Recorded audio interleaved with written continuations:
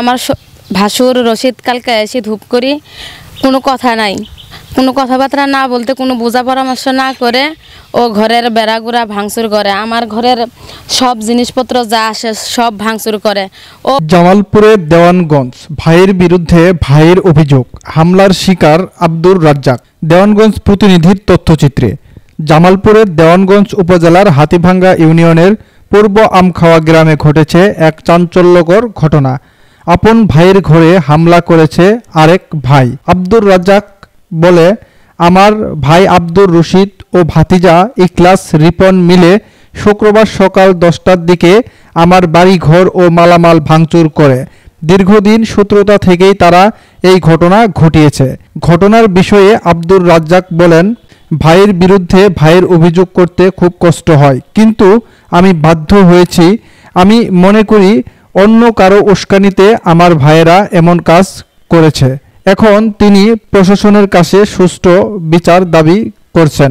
এলাকায় ঘটনাটি চলছে নানান আলোচনা।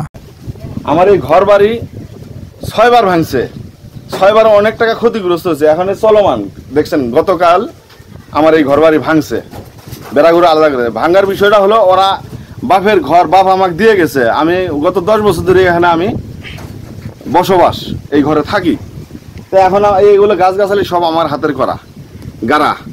তো এখন ওনারা যে আমাকে উচ্ছেদ করবার চাই, এটা মূল কারণটা কি আমি জানতে চাই। আমার বাপের আমাকে জন্ম দিছে, ওরাও ভাই, আমিও ভাই, একই মায়ের পেটের ভাই। এটা আমার ষড়যন্ত্র থেকে যে কে বা কাহারা চক্রান্ত করতেই পারে। চক্রান্ত না করলে আমাদের ভাই ভুল ভ্রান্ত থাকতে পারে।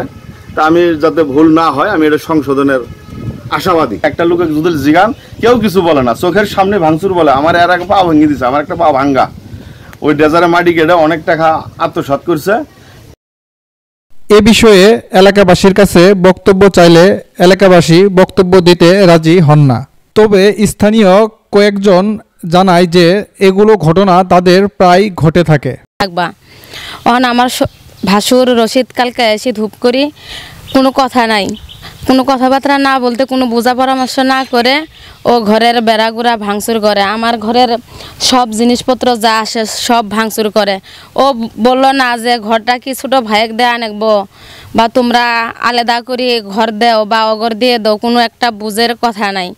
ও বলে যে ঘরে আমরা সবাই পাই, আমরা নিব ভালো কথা। যদি বাপের ঘর হয়ে থাকে, ওরা 7 ভাই আছে, 7 ভাই পাবো, এটা তো মিল মিছিল আছে, শৃঙ্খলাভাবে বলতো যে আমাদের তোমরা অনেক ঘর থেকে চলে যাও তোমরা, আমরা ঘরটা নিয়ে নিব। তাহলে আমার তো ছোটো ছোটো বাচ্চা কাচ্চা আছে, আমি আলাদা পজিশন নিতাম।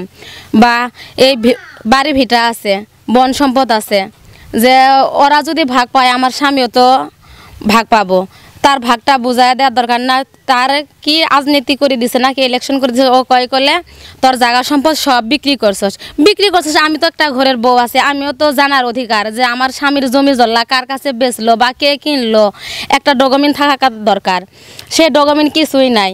আবার ওই যে আমার স্বামীর ভাগের মধ্যে ডেজার বসেছে, ওনে আমরা গেছি যে ডেজার বসেছে আমার স্বামীর ভাগ, তোমরা কে ডেজারে মারি কাটো।